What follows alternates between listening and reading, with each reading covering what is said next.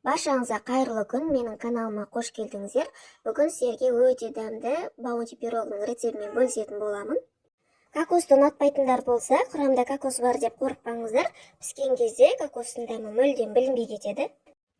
Ол үшін ең алдымен ыдысымызға 2 жұмыртқаны жарып саламыз. Оның үстінен қантымызды салып, венчиктің көмегімен жақсылап араластырып аламыз. Барлығын жақсылап араластырып болғаннан кейін оның үстіне қаймақ саламыз. Және бөлме температурасында еріп тұрған сары майымызды саламыз. Осының барлығын жақсылап венчиктің көмегімен тағы да араластырып аламыз. Сары май толығымен араласпай, іртік-іртік болып қалса, осылай қолмен араластырып жүрсеңіздер болады. Үстіне електен өткізілген ұнымызды саламыз. Ұнның барлығын емес, тек жартысын ғана салатын боламыз.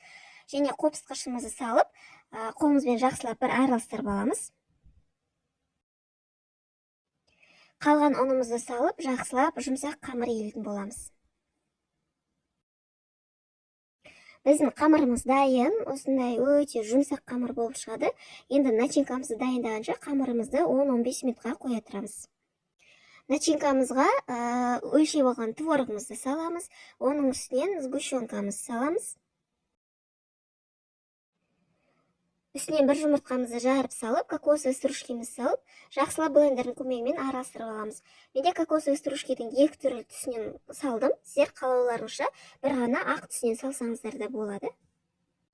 Енді бөлек ыдысқа пирогтың бетіне себетін крошкасын дайындайтын боламыз. Ол үшін бізге ұн, сары май, қант және тағы да кокосовый стружке салып, барлығын қолмен араластырып, крошканы жасап алатын боламыз. Міне бізде пирогтың бетіне себетін крошкамыз дайын. Енді қамырымызды жайып аламыз. Қамырды формамыздың өлшеміне келетін етіп жаямыз.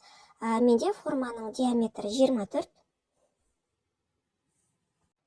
Қамырымызды формамызға салып, шетіндегі бортиктерін шығарып, жақсылап жайып шығатын боламыз.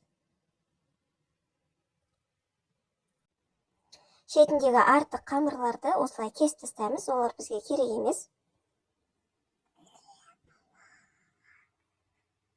Енді начинкамызды құямыз.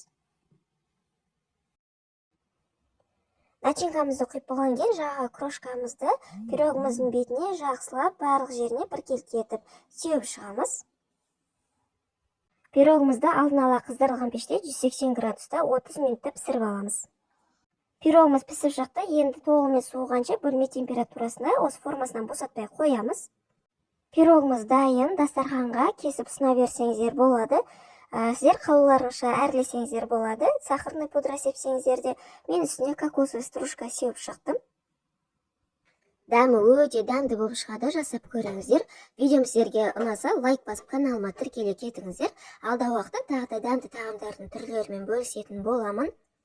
Назарларыңызға рахмет, келесі көріскенше.